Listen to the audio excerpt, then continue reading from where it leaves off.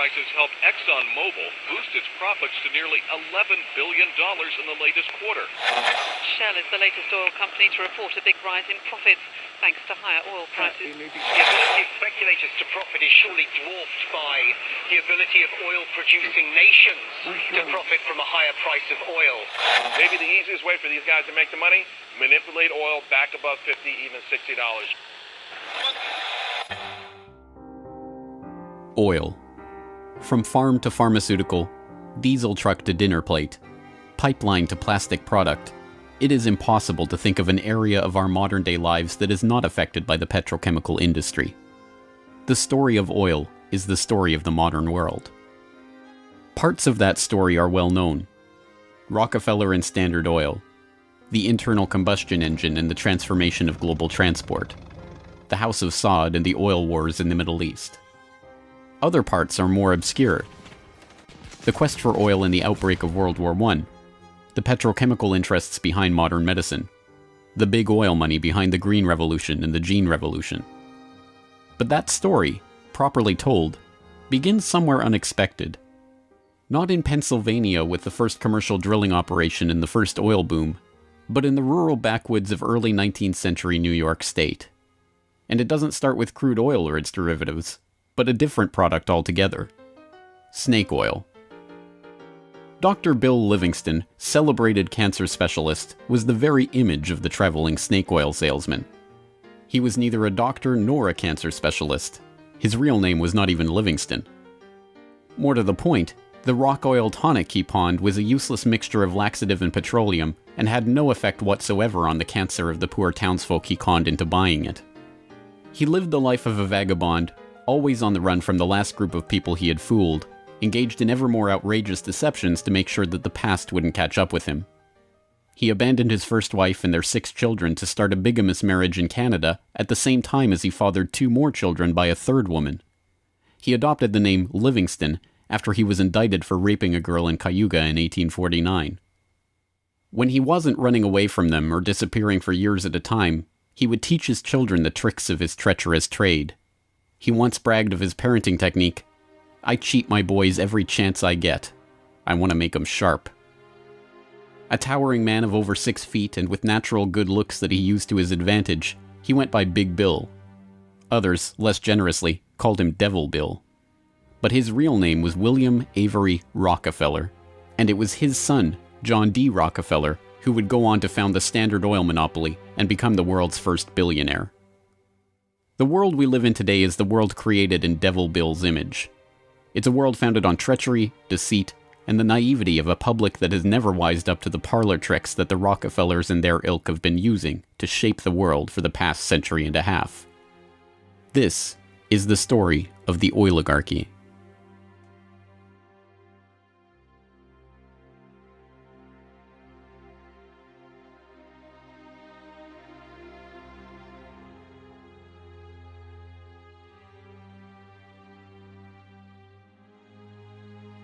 Titusville, 1857. A most unlikely man alights from a railway car into the midst of this sleepy western Pennsylvania town on the shores of Oil Creek.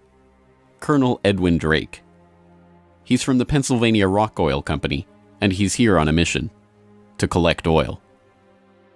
Like Dr. Bill, Drake isn't really a colonel. The title is bestowed on him by George Bissell and James Townsend, a lawyer and a banker who started the Pennsylvania Rock Oil Company after they discovered they could distill the region's naturally occurring Seneca oil into lamp oil or kerosene. Drake is actually an unemployed railroad conductor who talked himself into a job after staying at the same hotel as Bissell the year before. Calling him a colonel, it is hoped, will help win the respect of the locals. The locals think he's crazy anyway. Seneca oil is indeed plentiful, bubbling out of seeps and collecting in the creek, but other than as a cure-all medicine or grease for the local sawmill's machinery, it's hardly seen as something valuable. In fact, it can be a downright nuisance, contaminating brine wells that supply Pittsburgh's booming salt industry. Still, Drake has a task to complete: finding a way to collect enough oil to make the distillation of Seneca oil into lamp oil profitable. He tries everything he can think of. The Native Americans had historically collected the oil by damming the creek near a seep and skimming the oil off the top.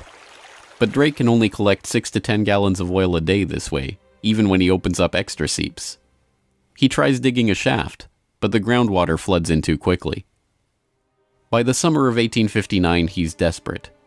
Drake is running out of ideas, Bissell and Townsend are running out of patience, and, most importantly, the company is running out of funds. He turns to Uncle Billy Smith, a Pittsburgh blacksmith who had experience drilling brine wells with steam-powered equipment. They get to work drilling down through the shale bedrock to reach the oil. It's maddeningly slow work, with the crude equipment struggling to get through 3 feet of bedrock a day. By August 27th, they've drilled down 69.5 feet. Drake has used the last of his funds, and Bissell and his partners have decided to close up the operation. On August 28th, they strike oil.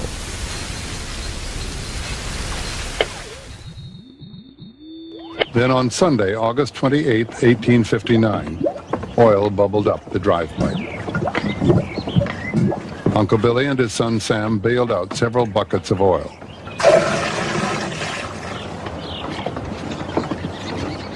On Monday, the very day that Colonel Drake received his final payment and an order to close down the operation, they hitched the walking beam to a water pump and the oil began to flow. The first oil was to sell for $40 a barrel. Years later, a local newspaper interviewed Uncle Billy about the day they struck oil. I commenced drilling, and at 4 o'clock I struck the oil. I says to Mr. Drake, "Look there, what do you think of this?" He looked down the pipe and said, "What's that?" I said, "That is your fortune."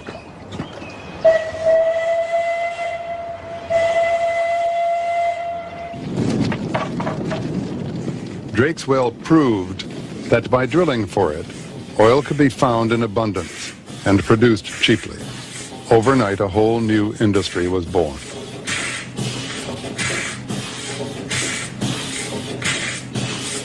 Before long, in millions of homes, farms, and factories around the world, lamps would be lit with kerosene, refined from West Pennsylvania crude. When the word came out that Drake had struck oil, the cry went up throughout the narrow valleys of western Pennsylvania. The crazy Yankee has struck oil, the crazy Yankee has struck oil.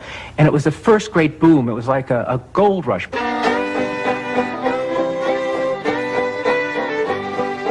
Down in Pennsylvania, there is plenty oil, they say. Petroleum, petroleum, we must all have some.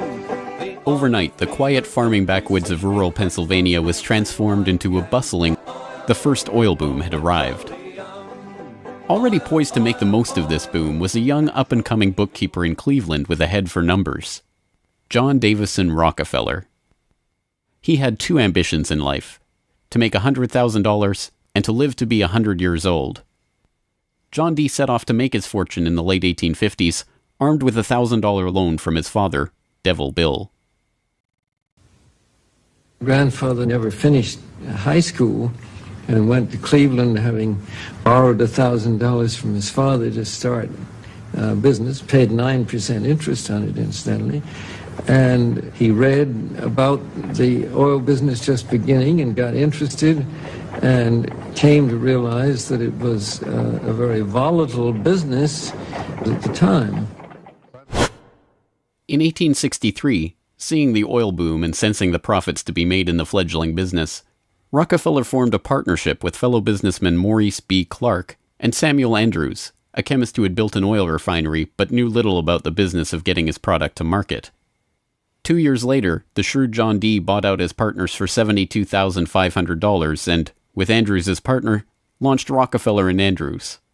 By 1870, after 5 years of strategic partnerships and mergers, Rockefeller had incorporated Standard Oil.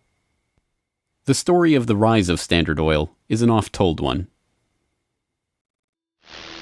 In a move that would transform the American economy, Rockefeller set out to replace a world of independent oilmen with a giant company controlled by him. In 1870, begging bankers for more loans, he formed Standard Oil of Ohio. In a commodity that is about to become the most important strategic commodity in the world economy. By the 1880s, The American oil industry was the Standard Oil Company, and Standard Oil was John D. Rockefeller. But it wasn't long until a handful of similarly ambitious and well-connected families began to emulate the Standard Oil success story in other parts of the globe. One such competitor emerged from the Caucasus in the 1870s, where Imperial Russia had opened up the vast Caspian Sea oil deposits to private development. Two families quickly combined forces to take advantage of the opportunity. The Nobels, led by Ludwig Nobel and including his dynamite-inventing, prize-creating brother Alfred, and the French branch of the infamous Rothschild banking dynasty, led by Alphonse Rothschild. In 1891, the Rothschilds contracted with M. Samuel & Co., a Far East shipping company headquartered in London and run by Marcus Samuel, to do what had never been done before: ship their Nobel-supplied Caspian oil through the Suez Canal to East Asian markets. The project was immense. It involved not only sophisticated engineering to construct the first oil tankers to be approved by the Suez Canal Company, but the strictest secrecy. If word of the endeavor was to get back to Rockefeller through his international intelligence network, it would risk bringing the wrath of Standard Oil, which could afford to cut rates and squeeze them out of the market. In the end, they succeeded, and the first bulk tanker, the Murex, sailed through the Suez Canal in 1892 en route to Thailand. In 1897, M. Samuel & Co. became the Shell Transport and Trading Company. Realizing that reliance on the Rothschild Nobel Caspian oil left the company vulnerable to supply shocks, Shell began to look to the Far East for other sources of oil. In Borneo, they ran up against Royal Dutch Petroleum, established in The Hague in 1890 with the support of King William III of the Netherlands, to develop oil deposits in the Dutch East Indies. The two companies, fearing competition from Standard Oil, merged in 1903 into the Asiatic Petroleum Company, jointly owned with the French Rothschilds, and in 1907 became Royal Dutch Shell. Another global competitor to the Standard Oil throne emerged in Iran at the turn of the 20th century. In 1901, millionaire socialite William Knox D'Arcy negotiated an incredible concession with the King of Persia: exclusive rights to prospect for oil throughout most of the country for 60 years. After 7 years of fruitless search, D'Arcy and his Glasgow-based partner, Burma Oil, were ready to abandon the country altogether. In early May of 1908, they sent a telegram to their geologist telling him to dismiss his staff, dismantle his equipment, and come back home. He defied the order, and weeks later, struck oil. Burma Oil promptly spun off the Anglo-Persian Oil Company to oversee production of Persian oil. The British government took 51% majority control of the company's shares in 1914 at the behest of Winston Churchill, then First Lord of the Admiralty, and survives today as BP. The Rothschilds and Nobels, the Dutch royal family, the Rockefellers. These early titans of the oil industry and their corporate shells pioneered a new model for amassing and expanding fortunes hitherto unheard of. They were the scions of a new oligarchy, one built around oil and its control, from wellhead to pump. But it was not just about money. The monopolization of this, the key energy resource of the 20th century, helped secure the oligarchs not just wealth, but power over the lives of billions. Billions who came to depend on black gold for the provision of just about every aspect of their daily lives. In the late 19th century, however, it was by no means certain that oil would become the key resource of the 20th century. As cheap illumination from the newly commercialized light bulb began to destroy the market for lamp oil, the oligarchs were on the verge of losing the value from their monopoly. But a series of lucky strikes was about to catapult their fortunes even further. The very next year after the commercial introduction of the light bulb, another invention came along to save the oil industry. German engineer Carl Benz patented a reliable two-stroke internal combustion engine. The engine ran on gasoline, another petroleum byproduct, and became the basis for the Benz motor wagon that, in 1888, became the first commercially available automobile in history. And with that stroke of luck, the business that Rockefeller and the other oligarchs had spent decades consolidating was saved. But more luck was needed to ensure the market for this new engine. In the early days of the automobile era, it was by no means certain that gas-powered cars would come to dominate the market. Working models of electric vehicles had been around since the 1830s, and the first electric car was built in 1884. By 1897, there was a fleet of all-electric taxis shuttling passengers around London. The world land speed record was set by an electric car in 1898. By the dawn of the 20th century, electric cars accounted for 28% of the automobiles in the United States. The electrics had advantages over the internal combustion engine. They required no gear shifting or hand cranking, and had none of the vibration, smell, or noise associated with gasoline-powered cars. Lady Luck intervened again on January 10, 1901, when prospectors struck oil at Spindletop in East Texas. The gusher blew 100,000 barrels a day and set off the next great oil boom, providing cheap, plentiful oil to the American market and driving down gas prices. It wasn't long before the expensive, low-range electric engines were abandoned altogether, and big, loud, gas-guzzling engines came to dominate the road, all fueled by the black gold that Standard Oil, Shell, Gulf, Texaco, Anglo-Persian, and the other oil majors of the time were drilling, refining, and selling. Perhaps John D's greatest stroke of luck, however, was not supposed to be luck at all. Rockefeller had come under increasing scrutiny by a public outraged by the unprecedented wealth he had amassed through Standard Oil. Muckraking reporters like Ida Tarbell began digging up the dirt on his rise to power through railroad conspiracies, secret deals with competitors, and other shady practices. The press pictured him as a colossus with bribed politicians literally in the palm of his hand. Standard Oil was a menacing octopus with its tentacles strangling the lifeblood of the nation.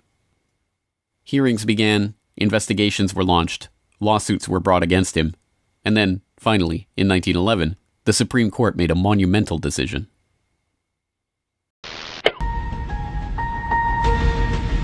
On May 15, 1911, the Supreme Court of the United States declared that Standard Oil was a monopoly in restraint of trade and should be dissolved.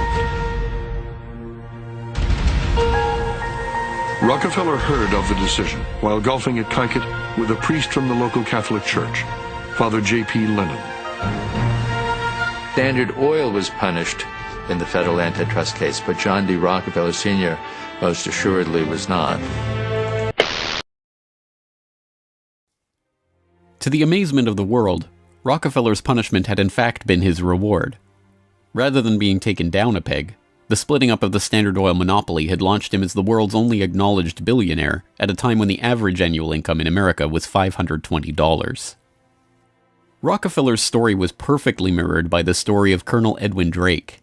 Having struck oil in Titusville and given rise to a billion-dollar global industry, Drake had not had the foresight to patent his drilling technique or even to buy up the land around his own well.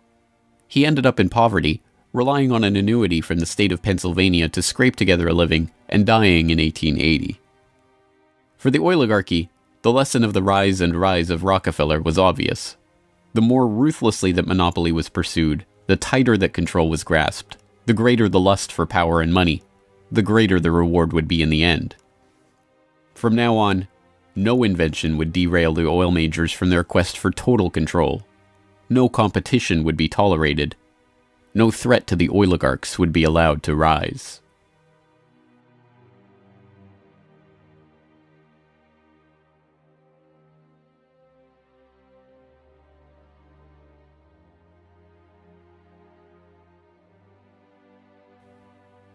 When asked how he could justify the treachery and deceit with which he had pursued the creation of the Standard Oil monopoly, John D. Rockefeller is reputed to have said, "Competition is a sin." This is the mentality of the monopolist, and it is this justification, framed as religious conviction, that drove the oligarchs to so ruthlessly eliminate anyone who would dare rise up as a pretender to their throne. Ironically, it was the competition between the oligarchs in the early 20th century that helped give rise to an early external threat to their empire: alcohol fuel. As historian Lyle Cummins has noted of the period, the oil trust battles between Rockefeller, the Rothschilds, the Nobels, and Marcus Samuel's Shell kept prices in a state of flux, and engines often had to be adaptable to the fuel that was available. In many areas where oil wasn't available, the alternative was alcohol. Ethyl alcohol had been used as fuel for lamps and engines since the early 19th century. Although it was generally more expensive, alcohol fuel offered a stability of supply that was alluring, especially in areas like London or Paris that did not have predictable access to oil supplies. Alcohol has a lower heat value, or BTU, than gasoline, but a series of tests by the U.S. Geological Survey and the U.S. Navy in 1907 and 1908 proved that the higher compression ratio of alcohol engines could perfectly offset the lower heat value, thus making alcohol and gasoline engines fuel economy equivalent. One early supporter of alcohol fuel was Henry Ford, who designed his Model T to run on either alcohol or gasoline. Sensing an opportunity for new markets to boost the independent American farms that he felt were vital to the nation, Henry Ford told the New York Times, "The fuel of the future is going to come from fruit like that sumac out by the road, or from apples, weeds, sawdust, almost anything. There is fuel in every bit of vegetable matter that can be fermented." Farmers, looking to capitalize on this, lobbied for the repeal of a $2.08 per gallon alcohol tax that had been imposed to help pay for the Civil War. They were aided by those who saw fuel alcohol as a way to break the oligarchs' monopoly. In support of a bill to repeal the alcohol tax, President Teddy Roosevelt told the U.S. Congress in 1906, "The Standard Oil Company has, largely by unfair or unlawful methods, crushed out home competition.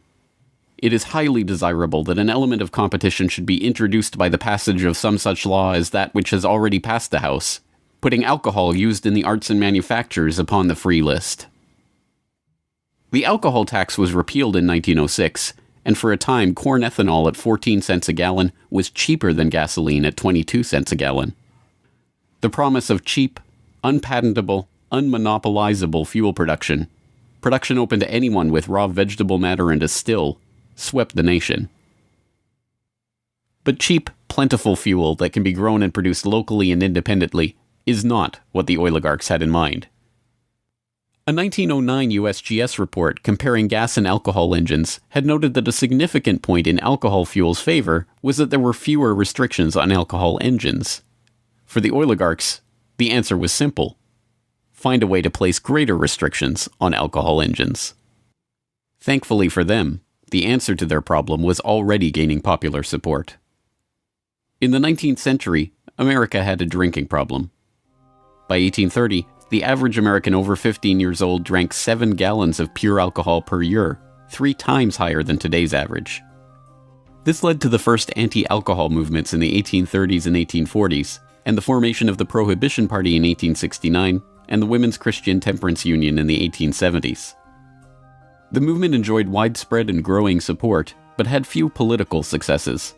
Maine flirted with prohibition by outlawing the sale and manufacture of liquor in 1851, but the ban only lasted 5 years. This changed with the formation of the Anti-Saloon League in Standard Oil's birth state of Ohio in 1893. The ASL was started by John D. Rockefeller's longtime personal friend Howard Hyde Russell, and was bankrolled in part by generous annual donations from Rockefeller himself. The ASL, with Rockefeller's backing, quickly became the driving force behind a national movement to outlaw the production and sale of alcohol. Rockefeller was a teetotaler himself, not from moral concern, but because he was afraid that good cheer among friends would lead to his downfall in business. Stephen Harkness, one of the silent partner investors in Standard Oil and a director in the company until his death, had caught Rockefeller's eye when he made a fortune buying up whiskey in advance of a new excise tax that he had been tipped about, and selling it at a huge profit after the tax kicked in. No, Rockefeller and Standard Oil were not concerned about the moral state of the nation, except as far as it impacted their bottom line. But when Prohibition did come in 1920, it had an interesting side effect. Although it didn't ban the use of ethanol as a fuel directly, it did lead to increasingly burdensome restrictions, requiring producers to add petroleum products to their ethanol to make it poisonous before it could be sold. Alcohol fuel, now completely unable to compete with gasoline, was abandoned altogether by the automobile industry. Another existential threat to the vast fortunes of the early oligarchs was to require an even greater effort at social engineering: public transportation. By the end of World War I, private car ownership was still a relative rarity. Only 1 in 10 Americans owned a car. Rail was still the transportation of choice for the vast majority of the public, and city dwellers in most major cities relied on electric trolley networks to transport them around town. In 1936, General Motors formed a front company, National City Lines, along with Firestone Tire and Standard Oil of California, to implement a process of bustitution, scrapping streetcars and tearing up railways to replace them with GM's own buses running on Standard Oil-supplied diesel. The plan was remarkably successful. As historian and researcher F. William Engdahl notes in Myths, Lies, and Oil Wars, by the end of the 1940s, GM had bought and scrapped over 100 municipal electric transit systems in 45 cities, and put gas-burning GM buses on the streets in their place. By 1955, almost 90% of the electric streetcar lines in the United States had been ripped out or otherwise eliminated. The cartel had been careful to hide their involvement in national city lines, but it was revealed to the public in 1946 by an enterprising retired naval lieutenant commander, Edwin J. Quimby.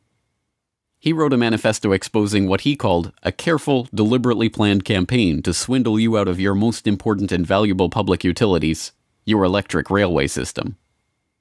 He uncovered the oligarch's stock ownership of National City Lines and its subsidiaries, and detailed how they had step-by-step bought up and destroyed the public transportation lines in Baltimore, Los Angeles, St. Louis, and other major urban centers. Quimby's warning caught the attention of federal prosecutors, and in 1947, National City Lines was indicted for conspiring to form a transportation monopoly and conspiring to monopolize sales of buses and supplies. In 1949, GM, Firestone, Standard Oil of California, and their officers and corporate associates were convicted on the second count of conspiracy.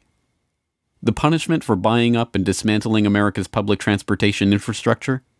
A $5,000 fine. H.C. Grossman, who had been the director of Pacific City Lines when it oversaw the scrapping of Los Angeles' $100 million Pacific Electric system, was fined exactly $1. Unsurprisingly, GM and its associates did not remain in the doghouse for long. In 1953, President Eisenhower appointed Charles Wilson, then the president of General Motors, as Secretary of Defense. Wilson, with Francis DuPont of the Rockefeller-connected DuPont family as chief administrator of federal highways, oversaw one of the largest public works projects in American history, the creation of the interstate highway system. With a war-era excise tax on train tickets still in place, and federally funded highways and airports providing cheaper alternatives, rail travel declined a startling 84% between 1945 and 1964. This social engineering paid off well for Standard Oil and its growing list of petrochemical associates. In the 2.5 decades after the outbreak of World War II, vehicle production in Detroit almost tripled, from 4.5 million cars a year in 1940 to over 11 million in 1965. As a result, sales of refined gasoline over the same period rose 300%.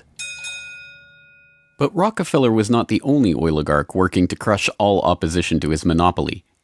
Across the pond, the European oligarchs were working to protect their own oil investments from upstart competitors.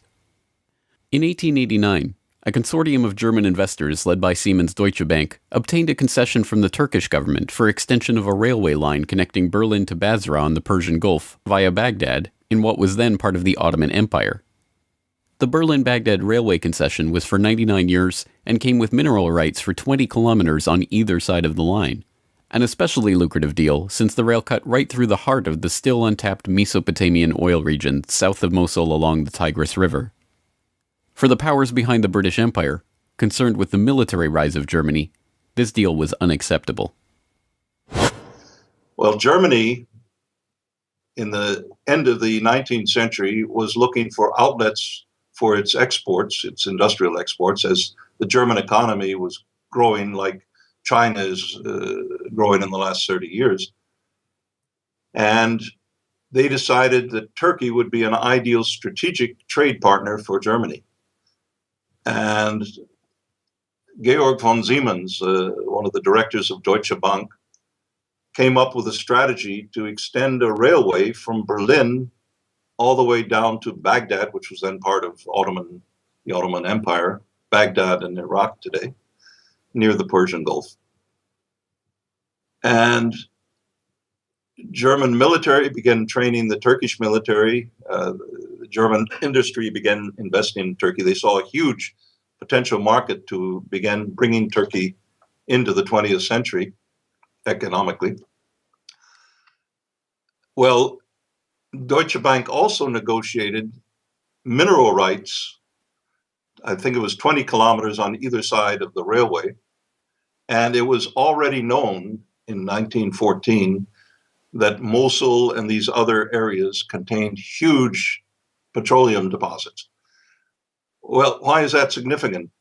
At the end of the century, 19th century, Jack Fisher, the Lord of the Admiralty and the head of the Royal Navy, advocated the conversion of the British Navy from coal-fired to oil-fired, that it would have a qualitative strategic improvement in their every aspect of warship design. And since Britain didn't know that they had any oil back then, they went to Persia and swindled the Shah at that time out of oil rights in Persia. They went to Kuwait and backed a coup d'etat of the Al-Sabah family to be a British pawn. And they literally wrote a contract with him that nothing that Kuwait does with the outside world will be done without approval of the British governor. And Kuwait was known to have oil and lying right on the Persian Gulf.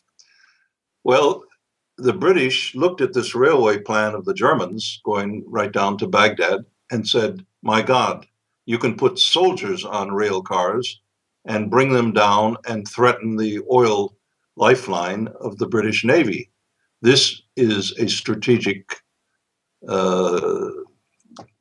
move by the Germans. It also would make Germany independent of the British control of the seas. The British oligarchs, including the British Crown with its hidden controlling stake in Anglo-Persian oil and the Rothschilds merchant Marcus Samuel at Royal Dutch Shell, sought to counter this German threat to their commercial and strategic interests. They used Armenian-born, naturalized British citizen Calouste Gulbenkian, the architect of the Royal Dutch Shell merger, in order, as he later recalled, to see British influence get the upper hand in Turkey against the Germans. If that was his task, it was a remarkable success. In 1909, the British set up the Turkish National Bank, which was Turkish in name only. Founded by London banker Sir Edward Castle and with directors like Hugo Baring of the Barings banking family, Castle himself, and Gulbenkian, the bank set up the Turkish Petroleum Company in 1912. Formed explicitly to exploit the petroleum-rich oil fields of Iraq, then part of the Ottoman Empire, Gulbenkian brokered a deal that forced Deutsche Bank, with its 40-kilometer concessions along the oil-rich Baghdad railway line, into a junior partnership in the company. The stock was split so the British government's Anglo-Persian Oil Company owned half the shares, with Royal Dutch Shell and Deutsche Bank splitting the other half. Their plan to take over Germany's Turkish oil interests had been successful, but in an amazing irony, it didn't even matter.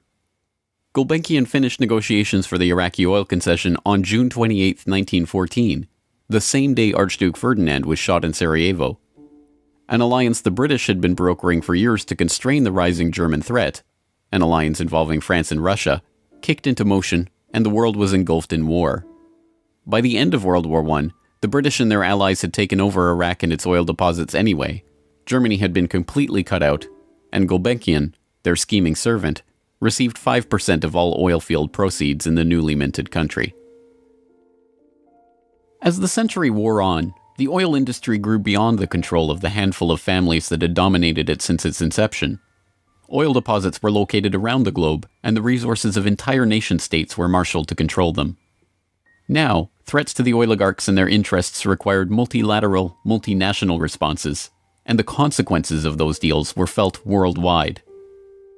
The story of the oil shock of 1973, as it has been delivered to us by the history books, is well known. By the late 1960s, the nation relied on imported oil to keep the economy strong. Then, in the early 1970s, oil-dependent America's nightmares came true. 13 oil-producing countries in the Middle East and South America formed OPEC, the Organization of Petroleum Exporting Countries. In 1973, OPEC placed an oil embargo on the U.S. and other nations that had supported Israel against the Arab states in the Yom Kippur War. The American economy went into a tailspin as gas shortages gripped the nation. Few, however, know that the crisis and its ensuing response was in fact prepared months ahead of time at a secret meeting in Sweden in 1973. The meeting was the annual gathering of the Bilderberg Group, a secretive cabal formed by Prince Bernhard of the Netherlands in 1954.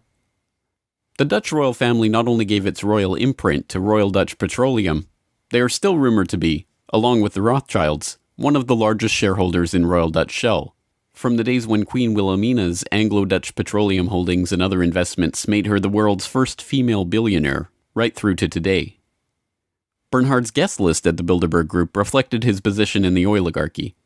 Alongside him at the Swedish conference were David Rockefeller of the Standard Oil dynasty and his protege Henry Kissinger, Baron Edmund de Rothschild, E.G. Collado, the vice president of Exxon, Sir Dennis Greenhill, director of British Petroleum, and Gerrit A. Wagner, president of Bernhard's own Royal Dutch Shell. At the meeting in Sweden, held 5 months before the oil crisis began, the oligarchs and their political and business allies were planning their response to a monetary crisis that threatened the world dominance of the US dollar. Under the Bretton Woods system, negotiated in the final days of World War II, the US dollar would be the backbone of the world monetary system, convertible to gold at $35 per ounce, with all other currencies pegged to it. Increasing US expenditures in Vietnam and decreasing exports caused Germany, France, and other nations to start demanding gold for their dollars. With the Federal Reserve's official gold holdings plunging and unable to stem the tide of demand, Nixon abandoned Bretton Woods in August 1971, threatening the dollar's position as the world reserve currency. Accordingly, I have directed the Secretary of the Treasury to take the action necessary to defend the dollar against the speculators. I have directed Secretary Connally to suspend temporarily the convertibility of the dollar into gold or other reserve assets, except in amounts and conditions determined to be in the interest of monetary stability and in the best interest of the United States. As leaked documents from the 1973 Bilderberg meeting show, the oligarchs decided to use their control over the flow of oil to save the American hegemon. Acknowledging that OPEC could completely disorganize and undermine the world monetary system, the Bilderberg attendees prepared for an energy crisis or an increase in energy costs, which, they predicted, could mean an oil price between $10 and $12, a staggering 400% increase from the current price of $3.01 per barrel. 5 months later, Bilderberg attendee and Rockefeller protege Henry Kissinger, acting as Nixon's Secretary of State, engineered the Yom Kippur War and provoked OPEC's response, an oil embargo of the US and other nations that had supported Israel.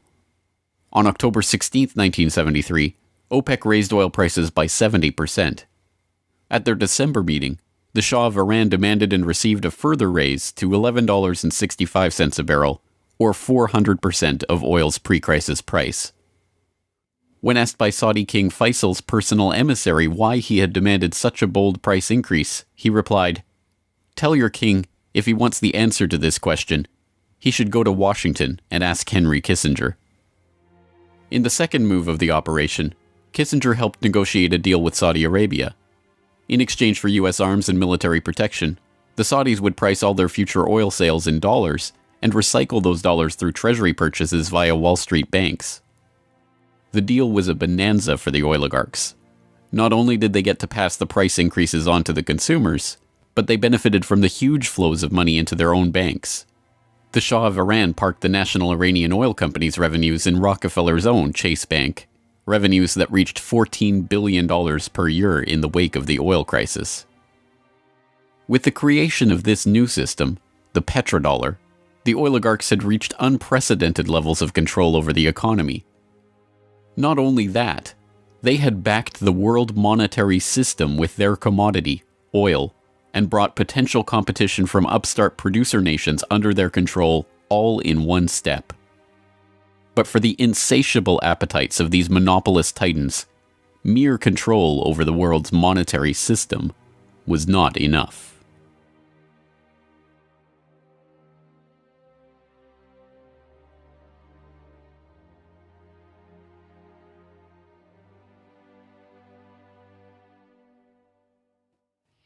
In the 19th century, railroad conspiracies and predatory pricing had been enough to assure the oligarchs' monopoly.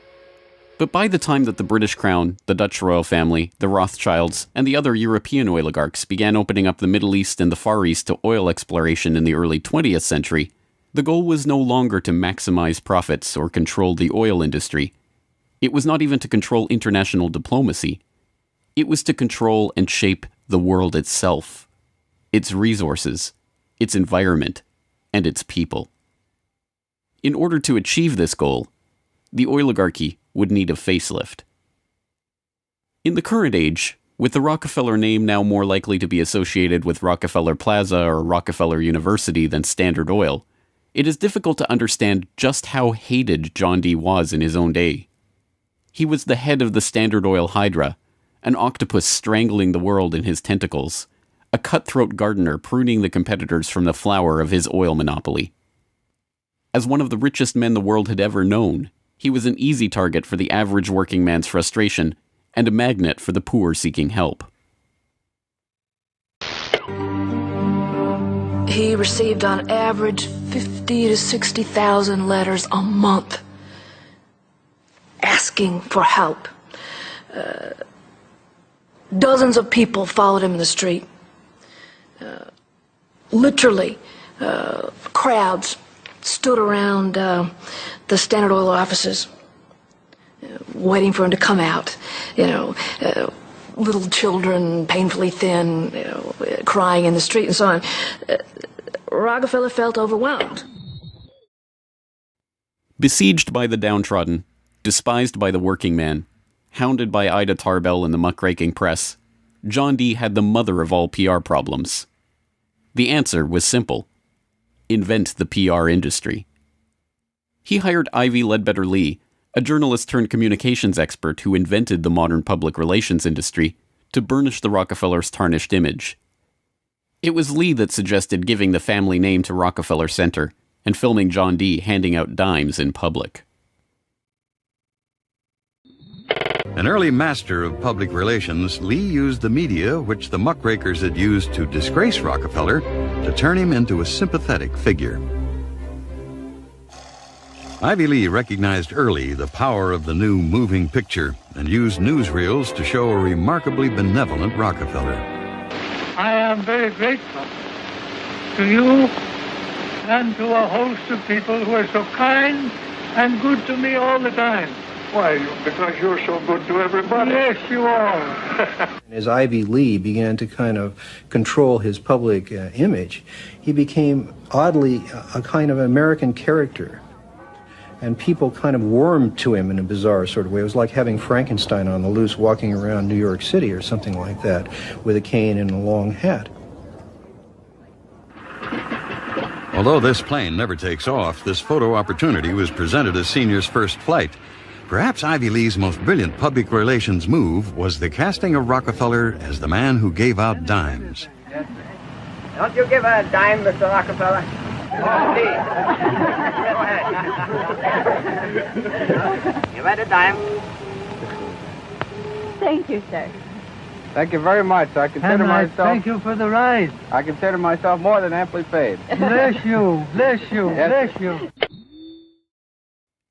These PR stunts seem obvious and ham-handed by today's standards, but they were effective enough.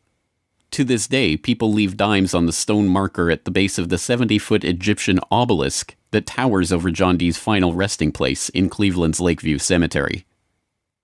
But it was not stage-managed photo opportunities like these that transformed Rockefeller into a public hero. In order to win the public over, he was going to have to give them what they wanted. And what they wanted wasn't difficult to understand. Money.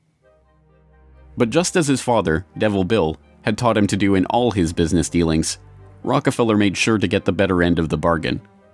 He would donate his great wealth to the creation of public institutions, but those institutions would be used to bend society to his will. As every would-be ruler throughout history has realized, society has to be transformed from the ground up. Americans in the 19th century still prized education and intellectual pursuits, with the 1840 census finding unsurprisingly that the United States, a nation that had been mobilized by tracts like Thomas Paine's remarkably popular Common Sense, was a nation of readers with a remarkable 93% to 100% literacy rate. Before the first compulsory schooling laws in Massachusetts in 1852, education was private and decentralized, and as a result classical education, including study of Greek and Latin and a solid grounding in history and science, was widespread. But a nation of individuals who could think for themselves was anathema to the monopolists. The oligarchs needed a mass of obedient workers, an entire class of people whose intellect was developed just enough to prepare them for lives of drudgery in a factory. Into the midst stepped John D. Rockefeller with his first great act of public charity, the establishment of the University of Chicago. He was aided in this task by Frederick Taylor Gates, a Baptist minister that Rockefeller befriended in 1889 and who would go on to be John D.'s most trusted philanthropic advisor. Gates would go on to write a short tract, The Country School of Tomorrow, that laid out the Rockefeller plan for education. In our dream, we have limitless resources, and the people yield themselves with perfect docility to our molding hand. The present educational conventions fade from our minds, and, unhampered by tradition, we work our own goodwill upon a grateful and responsive folk. We shall not try to make these people or any of their children into philosophers, or men of learning or science. We are not to raise up from among them authors, orators, poets, or men of letters. We shall not search for embryo great artists, painters, musicians, nor will we cherish even the humbler ambition to raise up from among them lawyers, doctors, preachers, politicians, statesmen, of whom we now have ample supply. Although Rockefeller's resources weren't exactly limitless, they might as well have been. In 1902, he established the General Education Board to help implement Gates's vision for the Country School of Tomorrow with a staggering $180 million endowment. The Rockefeller influence on education was felt almost immediately, and it was amplified by help from fellow monopolists of the era who were approaching the topic of philanthropy from the same angle. Although best known as a steel magnate, Andrew Carnegie's fortune started on the railroads transporting Rockefeller's Standard Oil around the country, and was greatly magnified by a lucrative investment in property near Oil Creek that provided steady, profitable oil sales. In 1905, he established the Carnegie Foundation for the Advancement of Teaching, a tax-free foundation through which Carnegie and his appointees could direct the development of the education system in the United States, and, eventually, worldwide. In 1910, Rockefeller followed suit by establishing the Rockefeller Foundation, which became the tax-free umbrella organization for his philanthropic ambitions. As the Reese Committee, a congressional investigation into the activities of these tax-free foundations in the 1950s, discovered, it wasn't long before Carnegie's endowment approached Rockefeller's foundation with a proposal to cooperate on their shared desire to transform the American education system in their own image. Norman Dodd, the director of research for the congressional committee who was granted access to the Carnegie Endowment's board minutes, explains.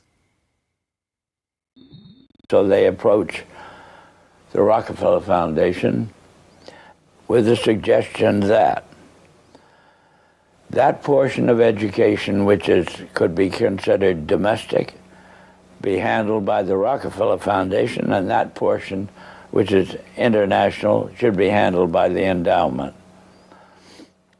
And they then decide that the key to the success of these two operations lay in an alteration in the teaching of American history. So they approach four of the then most prominent teachers of American history in the country, people like Charles and Mary Bird, and their suggestion to them is, will they alter the manner in which they present this subject, and they get turned down flat. So they then decide that it is necessary for them to do, as they say, build our own stable of historians. And then they approach the Guggenheim Foundation, which specializes in fellowships, and say, when we find young men in the process of studying for doctorates in the field of American history, and we feel that they are the right caliber, will you grant them fellowships on our say-so? And the answer is yes. So under that condition, eventually they assemble 20. And they take this 20 potential teachers of American history to London, and there they're briefed into what is expected of them when, as, and if they secure appointments in keeping with the doctorates they will have earned. And that group of 20 historians ultimately becomes the nucleus of the American Historical Association. And then toward the end of the 1920s, the endowment grants to the American Historical Association $400,000 for a study of our history in a manner which points to what can this country can it look forward to in the future. And that culminates in a 7-volume study, the last volume of which is, of course, in essence a summary of the contents of the other 6. And the essence of the last volume is the future of this country belongs to collectivism administered with characteristic American efficiency. With this base for transformation firmly established, the Rockefeller Foundation and like-minded organizations embarked on a program so ambitious that it almost defies comprehension. They transformed the practice of medicine. As usual, the oligarchs that funded this change were also there to profit from it, and once again, John D. took his cue from Devil Bill's example. William Rockefeller had called his brand of snake oil Nujol for new oil, and Standard Oil spun off Nujol as a laxative under their Stanco subsidiary. Manufactured on the same premises as Flit, an insecticide also derived from Standard Oil's byproducts, Nujol sold at the druggist for 28 cents per 6-ounce bottle. It cost Standard Oil less than 1/5 of a cent to manufacture. Pharmaceuticals provided a lucrative new opportunity for the oligarchs, but in a turn-of-the-century America that was still largely based on naturopathic herbal remedies, it was a tough sell. The oligarchy went to work changing that. In 1901, John D. established the Rockefeller Institute for Medical Research. The institute recruited Simon Flexner, a pathology professor at the University of Pennsylvania, to serve as its director. His brother, Abraham, was an educator who was contracted by the Carnegie Foundation to write a report on the state of the American medical education system. His study, the Flexner Report, along with the hundreds of millions of dollars that the Rockefeller and Carnegie Foundations were to shower on medical research in the coming years, resulted in a sweeping overhaul of the American medical system. Naturopathic and homeopathic medicine, medical care focused on unpatentable, unmarketable natural remedies and cures, was now dismissed as quackery. Only drug-based allopathic medicine requiring expensive medical procedures and lengthy hospital stays was to be taken seriously. The fortunes of Carnegie, Morgan, and Rockefeller financed surgery, radiation, and synthetic drugs. They were to become the economic foundations of the new medical economy. The takeover of the medical industry was accomplished by the takeover of the medical schools. Well, the people that we're talking about, Rockefeller and Carnegie in particular, came to the picture and said, we will put up money. They offered tremendous amounts of money to the schools that would agree to cooperate with them. The donors said to the schools, we're giving you all this money. Now, would it be too much to ask if we could put some of our people on your board of directors to see that our money is being spent wisely? Almost overnight, all of the major universities received large grants from these sources and also accepted 1, 2, or 3 of these people that I mentioned on their board of directors, and the schools literally were taken over by the financial interests that put up the money. Now, what happened as a result of that is that the schools did receive an infusion of money. They were able to build new buildings. They were able to add expensive equipment to their laboratories. They were able to hire top-notch teachers. But at the same time as doing that, they skewed the whole thing in the direction of pharmaceutical drugs. That was the efficiency in philanthropy. The doctors from that point forward in history would be taught pharmaceutical drugs. All of the great teaching institutions in America were captured by the pharmaceutical interests in this fashion. And it's amazing how little money it really took to do it. The oligarchy birthed entire medical industries from their own research centers and then sold their own products from their own petrochemical companies as the cure. It was Frank Howard, a Standard Oil of New Jersey executive, who would go on to persuade Alfred Sloan and Charles Kettering to donate their fortunes to the cancer center that would then bear their name. As director of research at Sloan Kettering, Howard appointed Cornelius Rhodes, a Rockefeller Institute pathologist, to develop his wartime research on mustard gas for the U.S. Army into a new cancer therapy. Under Rhodes's leadership, nearly the entire program and staff of the Chemical War Service was reformed into the Sloan Kettering Drug Development Program, where they worked on converting mustard gas into chemotherapy. And once again, the Rockefellers' own snake oil was being sold as a cancer cure-all. The oligarchs' interest in the burgeoning pharmaceutical industry converged in companies like IG Farben, a drug and chemical cartel formed in Germany in the early 20th century. Royal Dutch's own Prince Bernhard served on an IG Farben subsidiary's board in the 1930s, and the cartel's American operation, set up in cooperation with Standard Oil, included on its board Standard Oil president Walter Teagle, as well as Paul Warburg of Kuhn-Loeb and Company, itself headed by Jacob Schiff of the Rothschild broker family. At its height, IG Farben was the largest chemical company in the world, and the fourth largest industrial concern in the world, right behind Standard Oil of New Jersey. The company was broken up after World War II, but like Standard Oil, its various pieces remained intact, and today BASF, one of its chemical offshoots, remains the largest chemical company in the world, while Bayer and Sanofi, two of its pharmaceutical offshoots, are among the largest pharmaceutical companies in the world. Not content merely to monopolize the fields of education and medicine, the same oligarchical interests banded together to take control of America's finances. In 1910, John D. Rockefeller Jr.'s own father-in-law, Senator Nelson Aldrich, Frank Vanderlip of the National City Bank, and Paul Warburg, as well as various agents of J.P. Morgan, met in complete secrecy on Jekyll Island to hammer out the details of what would go on to become the Federal Reserve, America's central bank. The Fed, established in 1913, would be run by hand-picked appointees of the oligarchy and their banking associates, including, perhaps inevitably, Standard Oil president and American IG director Walter Teagle.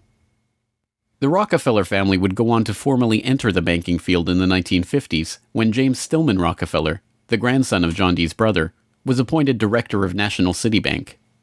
Meanwhile, John D's own grandson, David Rockefeller, would go on to take over Chase Manhattan Bank, the longtime banking partner of the Standard Oil empire. In this move, the Rockefeller story perfectly mirrored that of their fellow oligarchs, the Rothschilds. Whereas the Rothschilds had supplemented their banking fortune with their oil interests, the Rockefellers supplemented their oil fortune with banking interests. Springboarding from success to success as they consolidated monopolies across every field of human activity, the oligarchs' ambitions became even larger. This time, their goal was to consolidate control over the very food supply of the world itself, and once again, they would use philanthropy as the cover for their business takeover. The Green Revolution began in 1943 when plant geneticist Norman Borlaug and a team of researchers arrived on Mexican soil. His goal was to improve agricultural techniques and biotechnological methodologies, which in turn would help alleviate starvation and improve the living quality of developing nations. Creating new genetically modified strains of wheat, rice, maize, and other crops, Borlaug planned to win the battle against world hunger. The hope was that these new crops and farming techniques would rescue third world countries from the brink of starvation. That's exactly what happened. The agricultural innovations brought to the poverty-stricken countries gave the farmers the skills and resources necessary to sustain themselves.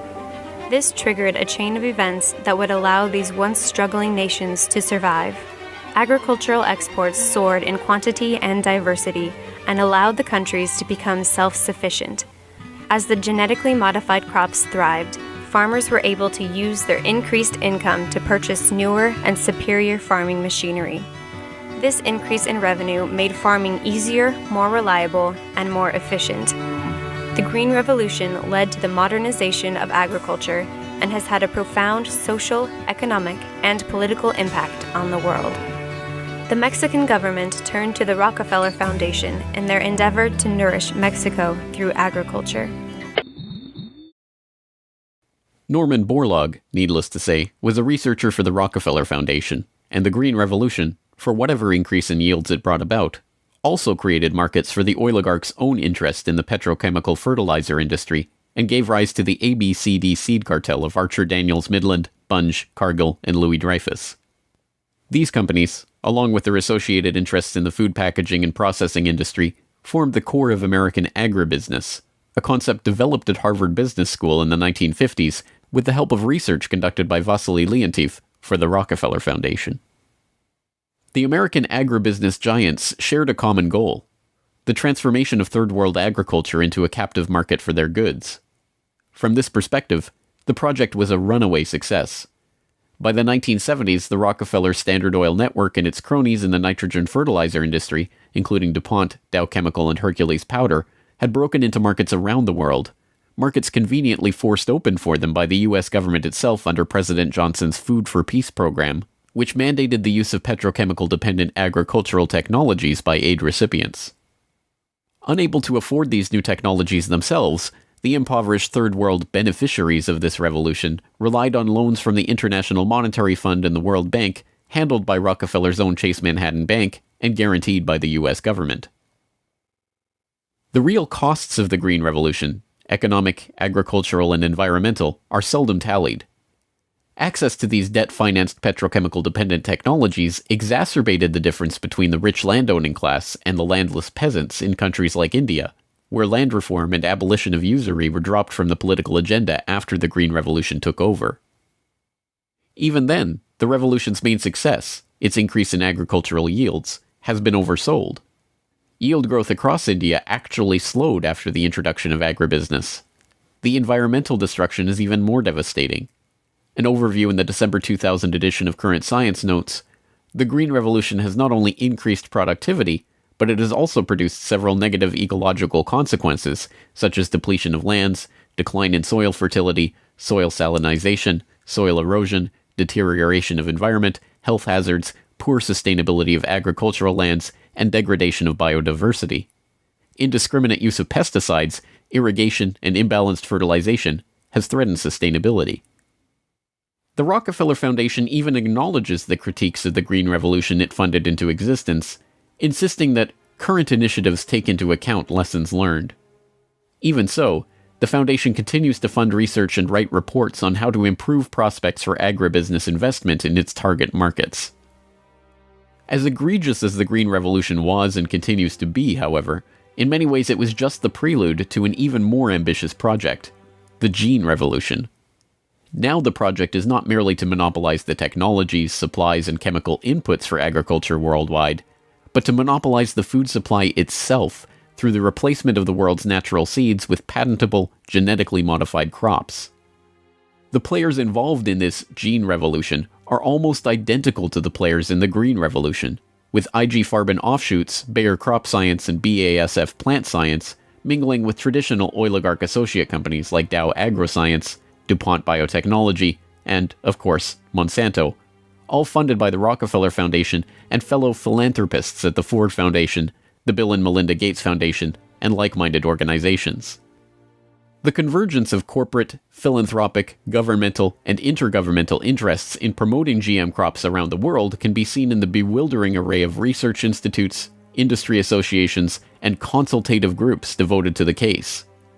The Rockefeller-funded International Rice Research Institute, the Rockefeller-Monsanto USAID Brainchild International Service for the Acquisition of Agrobiotech Applications, the Rockefeller-Ford World Bank-created Consultative Group of International Agricultural Research, and dozens of other bland, benign-sounding organizations research and promote GM crops in target markets around the globe, with the profits ending up in the oligarchs' coffers. A representative example of this story is the agribusiness neocolonization of Argentina, where Monsanto ran an elaborate bait-and-switch to get the country hooked on its genetically modified Roundup-ready soybeans, before demanding royalties on the crops that were by then already growing. DuPont then took over, magnanimously beginning a Protein for Life program to foist their own GM soybeans on the country's poor. The same scene has played itself out in country after country, where cartel-developed GM crops are foisted on emerging economies through food aid, usually during times of famine when those countries are especially vulnerable. Only a handful of countries like Zambia or Angola have outright rejected this GMO takeover of their food supply, generously subsidized by the US government to the benefit of the agribusiness cartel.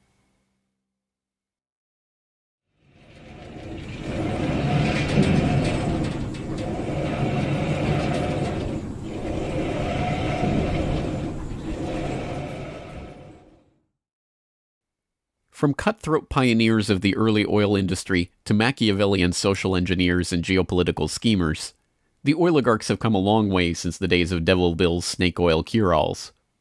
But his use of every form of deception and trickery to swindle the public informed how John D. and the rest of the oligarchs built up their business interests.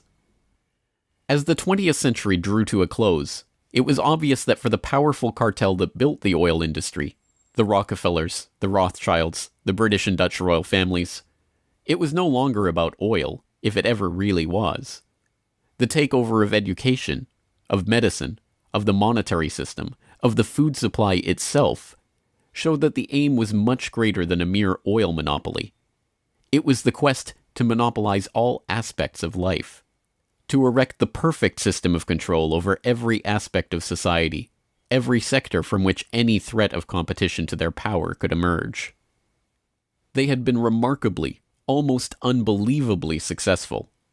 From oil well to gas pump, farm to fork, hospital to pharmaceutical, drill rig to dollar bill, there was almost no aspect of society that was not under their control.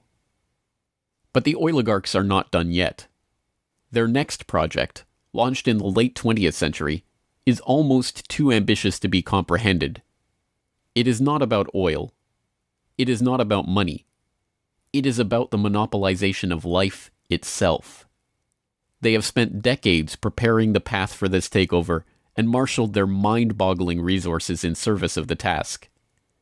And the vast majority of the world's population, still playing the shell game that the oligarchs perfected and abandoned long ago, are about to fall right into their hands yet again. Ladies and gentlemen, the battle against climate change is surely the most defining and pivotal challenge of our times. Even in a world full of daunting perils and crises, it is hard to imagine anything that poses a greater challenge and opportunity for humanity. The negative impact of population growth on all of our planetary ecosystems is becoming appallingly evident. The science is unequivocally true, and that there is a price to carbon in their future. What do you see as the biggest challenges in conservation? The growing human population. Because where we are, there's nothing else. We have to start spending money, fast on the solutions that we have in hand to try and help these countries which are already seeing the effects of climate change today and seeing the effects of our consumption, basically. David Rothschild, thank you so much for joining us here on Bloomberg. Down in Pennsylvania, there is plenty oil, they say, petroleum, petroleum, we must all have some. The oily fever, don't you see, infects most every live Yankee. From north, from east and west they come for petroleum oil. Oil, oil, oil, oh petroleum. Oil, oil, oil, petroleum.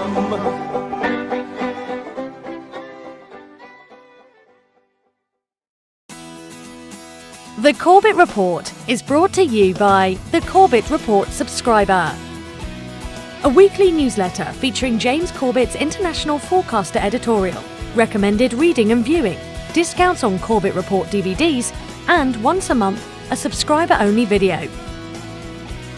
Sign up today to start receiving your copy at corbettreport.com/support.